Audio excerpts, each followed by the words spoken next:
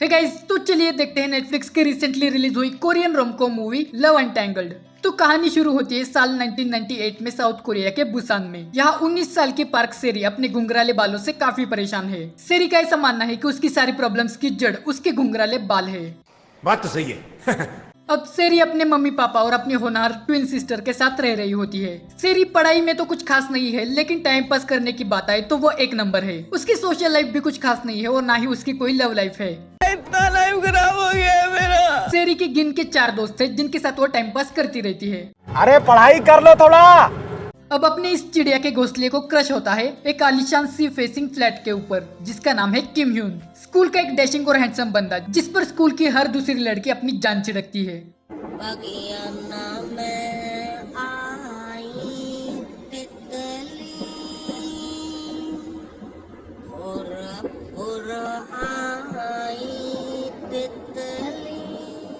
अब सेरी को ऐसा लगता है कि उसके घुंघराले बालों के कारण किम ह्यून के सामने उसका कोई चांस नहीं है। क्या सोच है रे तेरी। एनीवेज, आगे अपना ये चिड़िया का घोंसला बीच पे स्विमिंग करने के लिए आया होता है, जहाँ पे वो गलती से किम ह्यून को नहाते हुए देख लेती है। अब ये नजारा देखने के बाद वो ठान लेती है कि अब ये माल तो ये सिर्फ मेरा है। वो डिसाइड करती है कि वो फिर से किम ह्यून से मिलेगी, उससे दोस्ती करेगी और राइट टाइम आने पर उसे प्रपोज कर देगी। मस्त प्लान है। जिसके बाद अगले दिन वो फिर से किम ह्यून को नहाते हुए सॉरी किम ह्यून से मिलने के लिए बीच पे जाती है।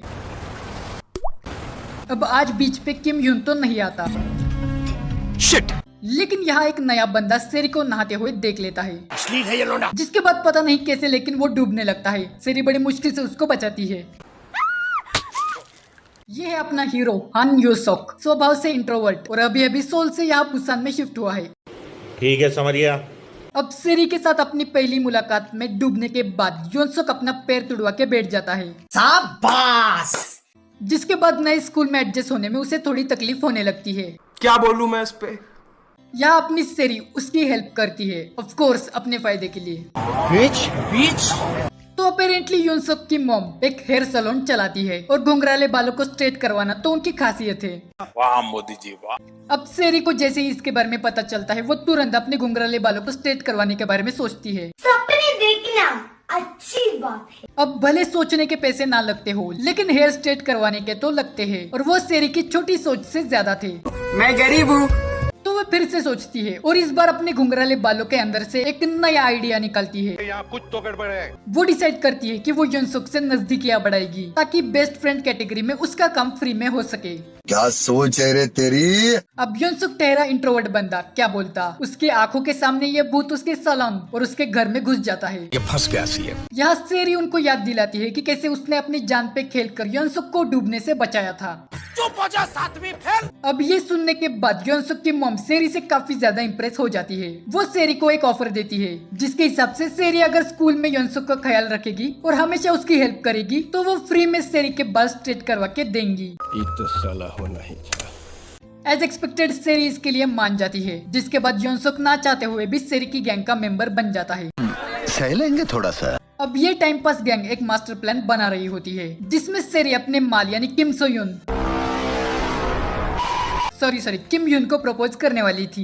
इतना गलत कैसे हो सकता है भाई। अब योनसुक को इसमें कोई इंटरेस्ट नहीं होता, लेकिन फिर सेरी अपने इमोशनल अत्याचार से उसे भी काम पे लगा देती है। औरत का चक्कर बाबू भैया, औरत का चक्कर। अब इस दौरान सेरी योनसुक को लेकर अपने डैड के स्टोर में जाती है जहाँ वो योनसुक को कॉमिक्स की लत लगाती है।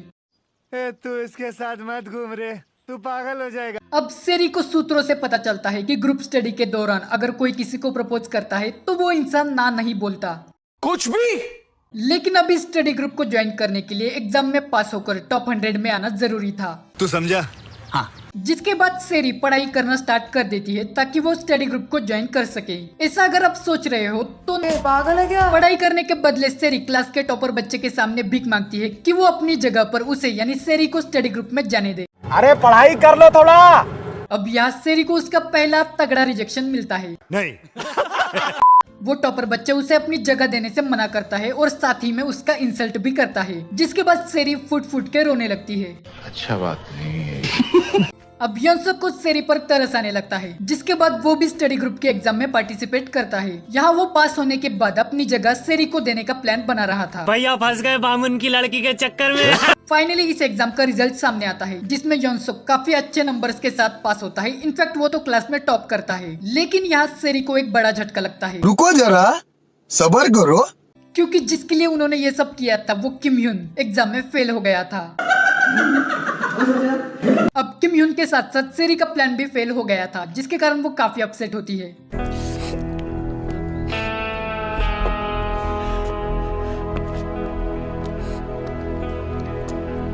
आगे उनके स्कूल में एक फ्रेंडली डॉज बॉल कॉम्पिटिशन होता है। इस डॉज बॉल के गेम के लिए स्टूडेंट्स को 2 टीम्स में डिवाइड किया जाता है। एक टीम का कैप्टन होता है किम ह्यून, तो दूसरी टीम का कैप्टन होता है योनसुक। यहाँ दोनों टीम्स में एक लड़का और एक लड़की ऐसी जोड़ियां बनाई जाती है। मगर क्यों? इन जोड़ियों में लड़कों का काम है लड़की को बॉल लगने से बचाना और ऑपोजिट टीम की जोड़ी में जो लड़की है उसको बॉल से हिट करना। ठीक है समझ गया। और यहाँ लड़कियों का काम है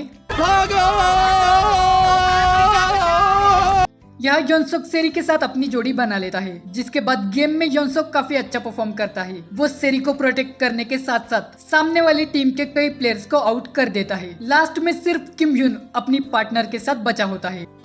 अरे देवा।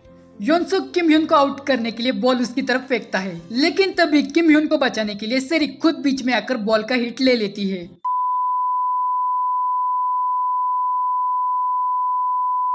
कौन है ये लोग, कहाँ से आते हैं? अब यहाँ सेरी को खुद को भी नहीं पता था कि उसने ऐसा क्यों किया, लेकिन सेरी के कारण उसकी टीम हार गई थी। जिसके बाद योनसुक बिना कुछ बोले वहां से चला जाता है। Okay bye bye. अब इस इंसिडेंट के बाद सेरी को ऐसा लगता है कि शायद योनसुक उससे नाराज होगा, लेकिन योनसुक को तो उसकी फिक्र होने लगी थी। मोमेंट है भाई, मोमेंट है। सेरी को कोई आइडिया नहीं था कि अब योनसुक उसे पसंद करने लगा था। लेकिन सेरी का किम ह्यून की तरफ बढ़ता अट्रैक्शन देखकर वो सेरी को अपनी फीलिंग्स के बारे में नहीं बता सकता था। ये समस्या है रे, क्या बोलने का। खैर दूसरी तरफ सर पे बॉल लगने के बाद अपने चिड़िया के घोंसले के अंदर से एक नया आइडिया आता है। बंद करो हाथ जोड़ के। मैं वो डिसाइड करती है कि वो इस बार अपने स्कूल ट्रिप के दौरान किम ह्यून को प्रपोज करेगी। अच्छा। इस बार फाइनली वो अपने बेस्ट फ्रेंड कार्ड को यूज करती है। वो योनसुक की मॉम के पास जाकर अपने चिड़िया के घोंसले को एक आलीशान फ्लैट में ट्रांसफॉर्म करवा देती है।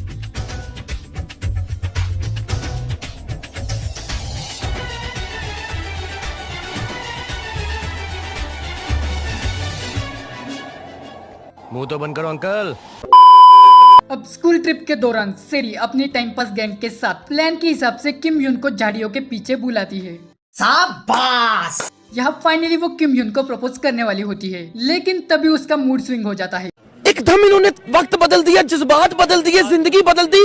पता नहीं कैसे, लेकिन उसे रियलाइज होता है कि शिट, किम ह्यून तो मेरा माल है ही नहीं, मेरा माल तो योनसुक है। क्या ये क्या बक रहे हो माँ? तो वो किम ह्यून को प्रपोज नहीं करती। गजब बेइज्जती है। आगे वो योनसुक के साथ थोड़ा और टाइम पास करती है, जिसके बाद फाइनली योनसुक उसे अपनी फीलिंग्स बताकर प्रपोज कर देता है। आय हाय, नजर ना लगे तुझे। तो अब कैजुअल डेटिंग हो गई, प्रपोजल हो गया, फर्स्ट किस भी हो गई, तो बचा क्या? कलेश। तो यहाँ कलेश लाने का काम करता है योनसुक का बाप। वो तो इसकी माँ जानती होगी ना। तो अपेरेंटली योनसुक का बाप, जो कि एक प्रोफेसर है, वो काफी हरामी बंदा है। उसे अपनी बीवी और बच्चे के साथ मारपीट करने का शौक है। उससे बच के ही योनसुक की मॉम उसे लेकर बुसान आई थी। वो कुछ दिनों के बाद अपनी बहन के पास अमेरिका जाने का प्लान बना रही थी, लेकिन तभी उसका पति झूठ बोल के उसे सियोल बुलाता है और एक बार फिर उन्हें पीट के हॉस्पिटलाइज्ड करवा देता है। अब योनसुक को जैसे ही इसके बारे में पता चलता है, वो भागता हुआ अपनी मॉम से मिलने के लिए आता है। उसके पीछे सेरी भी आती है। यहाँ सेरी को योनसुक की फैमिली प्रॉब्लम्स के बारे में पता चलता है। योनसुक अपनी मॉम की खुशी के लिए उनको लेकर हमेशा के लिए यूएस जाना चाहता था, लेकिन वो सेरी के साथ भी रहना चाहता था। साला ये दुख का खत्म नहीं होता बे। यहाँ सेरी उसकी प्रॉब्लम्स को समझती है। वो उसे मैसेज करके बताती है कि वो उससे काफी पसंद करती है और हमेशा उसके साथ रहना चाहती है। अब ये बोलने के बाद सेरी को रियलाइज होता है कि वो इतनी खुदगर्ज नहीं हो सकती। इस वक्त योनसुक की मॉम को योनसुक की ज्यादा जरूरत है। तो वो फिर योनसुक को मैसेज करती है और इस बार उससे कहती है कि तुम्हारे मेरे बीच कुछ नहीं हो सकता। अब ऐसा बोलकर वो ना चाहते हुए भी योनसुक के साथ ब्रेकअप कर लेती है। मेरा पहला प्यार अधूरा रह गया।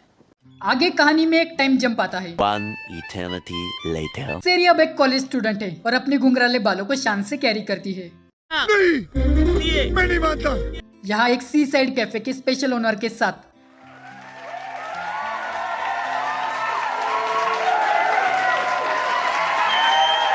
उसके दोस्त भी उसे ब्लाइंड डेट पे जाके फिर से अपनी डेटिंग लाइफ को स्टार्ट करने को फोर्स करते हैं। हाँ ये कर लो पहले।